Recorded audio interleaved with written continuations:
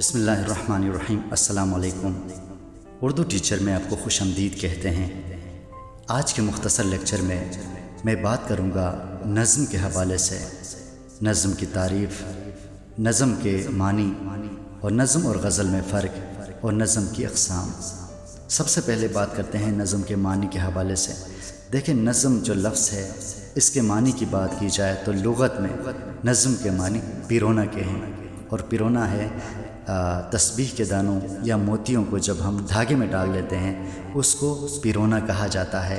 اور جس طرح تسبیح کے دانے یا یہ موتیاں جن کو ہم دھاگے میں پیروتے ہیں تو یہ ایک ترتیب کے ساتھ، ایک تسلسل کے ساتھ اس میں پیروتے جاتے ہیں، اسی طرح نظم کے جو اشعار ہوتے ہیں وہ اسی ترتیب اور تسلسل کے ساتھ ایک موضوع پر کہے جاتے ہیں یا لکھے جاتے ہیں، اس لیے اس کو نظم کہا جاتا ہے۔ نظم کی اگر تعریف کی جائے تو اس کی جامع تعریف یوں ہے کہ اشعار کا ایسا مجموعہ جو کسی ایک موضوع پر ہو اسے نظم کہا جاتا ہے۔ یاد رکھیں، یہ نظم کے لیے نظم کی خصوصیت ہے کہ اگر برسات کے حوالے سے نظم لکھی جائے تو تمام اشعار برسات کے حوالے سے ہوتے ہیں، اگر کسی کی تعریف میں نظم لکھی جائے تو تمام اشعار اس کی تعریف میں ہوتے ہیں۔ اور اس کے مقابلے میں غزل کی ہم بات کریں تو غزل اور نظم میں جو بنیادی فرق ہے وہ بھی یہی ہے کہ نظم کے تمام اشعار کا موضوع ایک ہوتا ہے، ایک موضوع پر تمام اشعار ہوتے ہیں، جبکہ غزل کی بات کی جائے تو غزل میں ہر شعر کا موضوع الگ ہوتا ہے۔ آگے بڑھتے ہیں اور نظم کے اقسام کی بات کرتے ہیں۔ یاد رکھیں کہ جب ہم نظم کے اقسام کی بات کرتے ہیں تو دو طریقوں سے ہم اس کی درجہ بندی کرتے ہیں۔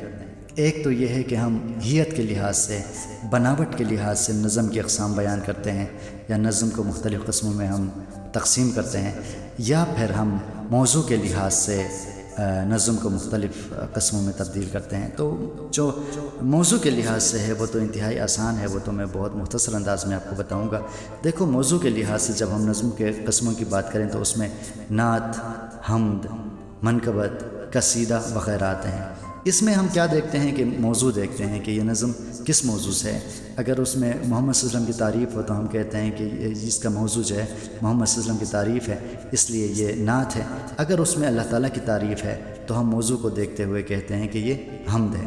اور اگر ہم ہیت کے لحاظ سے، بناوٹ کے لحاظ سے نظم کی اقسام کی بات کریں تو ہمارے سامنے تین بڑی قسمیں آتی ہیں۔ ایک اور قسم بھی ہے، ویسے بعض ناقدین کہتے ہیں کہ نظم کی چار اقسام ہیں، جس میں پابند نظم، نظم معرہ، آزاد نظم اور نثری نظم شامل ہے۔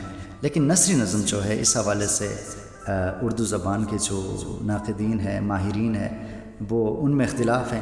زیادہ تر کہتے ہیں کہ اس کو نظم میں شامل نہیں ہونا چاہیے، یہ نثر میں شامل ہے۔ نثری نظم جو ہے اس قسم کو اکثر کہتے ہیں کہ اس کو نظم میں شامل نہیں کیا جائے، جو تین اقسام ہیں ان کو شامل کیا جاتا ہے۔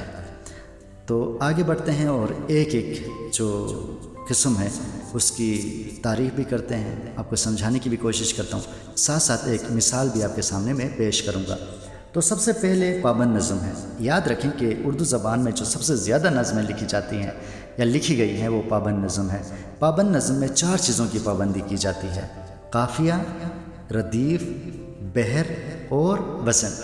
ان چار چیزوں کی مکمل طور پر پابندی ہو جائے تو ہم کہتے ہیں کہ یہ پابند نظم ہے۔ جس طرح میں ایک مثال آپ کے سامنے دوں گا، یہ مثال جواب شکوہ سے میں آپ کو دے رہا ہوں۔ دل سے جو بات نکلتی ہے اثر رکھتی ہے، پر نہیں طاقت پرواز مگر رکھتی ہے، قدسی الاصل ہے رفت پہ نظر رکھتی ہے، خاک سے اٹھتی ہے گردوں پہ گزر رکھتی ہے۔ اب اس میں دیکھیں یہ جو چار مصرے میں نے آپ کو بتایا، اس میں قافیے کی پابندی کی گئی ہے، اس میں وزن کی پابندی کی گئی ہے، اس میں ردیف کی پابندی کی گئی ہے، ساتھ ساتھ بحر کی پابندی کی گئی ہے، اس لیے یہ پابند نظم ہے۔ نظم کی دوسری قسم معرہ نظم ہے، جسے انگریزی میں بلینک ورس کہتے ہیں۔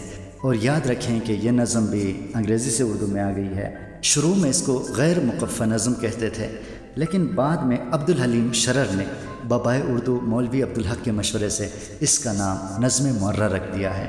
جس طرح پابند نظم کے بارے میں نے آپ کو بتا دیا کہ چار چیزوں کی پابندی ہوتی ہے: قافیہ، ردیف، بحر اور وزن، اور اس کے مقابلے میں نظم معرہ میں دو چیزوں کی پابندی ہوتی ہے: یعنی قافیہ اور ردیف کی پابندی نہیں ہوتی، بحر اور وزن کی پابندی ہوتی ہے۔ یہ اپنے ذہن میں رکھیں کہ پابند نظم میں 4 چیزوں کی پابندی اور نظم معرہ میں 2 چیزوں کی پابندی، یعنی وہ نظم جس میں بحر اور وزن کا خیال رکھا جائے اور قافیہ اور ردیف کا خیال نہ رکھا جائے۔ نظم معرہ کی ایک مثال ملاحظہ کیجیے۔ ریت سے بت نہ بنا اے میرے اچھے فنکار، ایک لمحے کو ٹھہر میں تجھے پتھر لا دوں، میں تیرے سامنے انبار لگا دوں، لیکن کون سا پتھر تیرے کام آئے گا؟ سرخ پتھر جسے دل کہتی ہے بے دل دنیا، یا پتراتی ہوئی آنکھ کا نیلا پتھر۔ اس مثال میں آپ دیکھیں کہ اس میں نہ قافیے کی پابندی ہے نہ ردیف کی پابندی ہے، ہاں وزن کا خیال رکھا گیا ہے اور بحر کا بھی خیال رکھا گیا ہے۔ آزاد نظم، نظم کی تیسری قسم جو ہے وہ آزاد نظم ہے۔ آزاد نظم میں یاد رکھیں کہ قافیہ، ردیف اور وزن کی پابندی نہیں ہوتی، صرف ایک چیز کی پابندی ہوتی ہے، وہ ہے بحر کی پابندی ہوتی ہے۔ آزاد نظم کے بارے میں آپ جانتے ہیں کہ اس میں ایک لائن میں الفاظ زیادہ ہوتے ہیں، دوسری لائن میں کم ہوتے ہیں، تو یہ وزن کی خلاف ورزی ہے، اس میں وزن کا خیال نہیں رکھا جاتا، لیکن بحر کا خیال رکھا جاتا ہے۔ یاد رکھیں کہ اس میں بحر کے ارکان مختلف ہوتے ہیں، کسی میں بحر کا 1 رکن استعمال کیا جاتا ہے، کسی میں 2 ارکان استعمال کیے جاتے ہیں، کسی میں 3 کیے جاتے ہیں، کسی میں 4 کیے جاتے ہیں، اس لیے یہ لائنیں ایک دوسرے سے مختلف ہوتی ہیں۔ اور اس کی ایک مثال میں آپ کے سامنے پیش کروں گا۔ منیر نیازی کی مشہور نظم ہے، ہمیشہ دیر کر دیتا ہوں میں، ہمیشہ دیر کر دیتا ہوں میں، ہر کام کے کرنے میں ضروری بات کرنی ہو، کوئی وعدہ نبھانا ہو، اسے آواز دینی ہو، اسے واپس بلانا ہو، ہمیشہ دیر کر دیتا ہوں، مدد کرنی ہو اس کی، یار کی ڈھارس بندانا ہو، بہت دیرینہ رستوں پہ کسی سے ملنے جانا ہو، ہمیشہ دیر کر دیتا ہوں میں، ہمیشہ دیر کر دیتا ہوں۔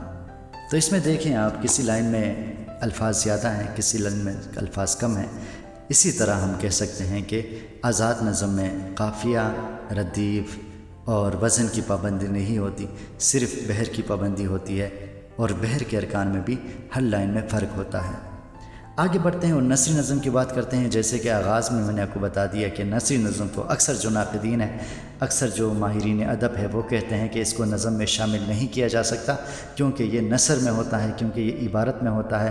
جب کسی مضمون میں یا کسی عبارت میں یا کسی خط میں ایسے جملے لکھے جائیں جن میں وزن برابر ہو، یعنی جن میں قافیے کا خیال رکھا گیا ہو، جسے مقفع نثر بھی کہا جاتا ہے۔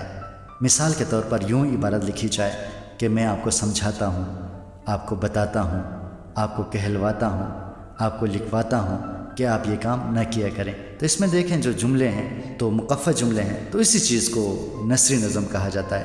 یعنی نثر میں جب ہم وزن کا خیال رکھتے ہیں یا قافیہ ردیف کا خیال رکھتے ہیں تو وہ نثری نظم کہلاتی ہے۔ لیکن ایک مرتبہ پھر میں آپ کو بتاؤں کہ نظم کی جو قسمیں ہیں، 3 بڑی حیت کے لحاظ سے، بناوٹ کے لحاظ سے 3 ہی بڑی قسمیں ہیں، جو پابند نظم، نظم معرہ اور آزاد نظم ہے۔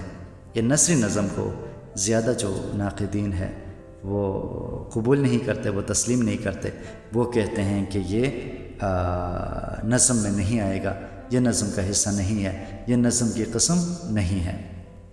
یہ تھا ہمارا آج کا لیکچر، امید ہے آپ نے کچھ نہ کچھ سیکھا ہوگا۔ اگر کوئی کنفیوژن ہو تو آپ کمنٹ سیکشن میں مجھے بتا سکتے ہیں۔ اس کے علاوہ مجھ سے اگر کوئی غلطی ہوئی ہو، اس میں نے کوئی تعریف غلط کی ہو یا نظم کے اقسام میں کوئی غلطی کی ہو، وہ بھی آپ مجھے کمنٹ سیکشن میں بتائیں، تاکہ نیکسٹ جو لیکچر ہوگا اس میں اس کی تصحیح کر سکوں، اور جب بھی میں نے کوئی لیکچر دینا ہو نظم کے حوالے سے تو درست کر کے میں لیکچر دے سکوں۔ آپ لوگوں کا بہت بہت شکریہ۔ اللہ حافظ۔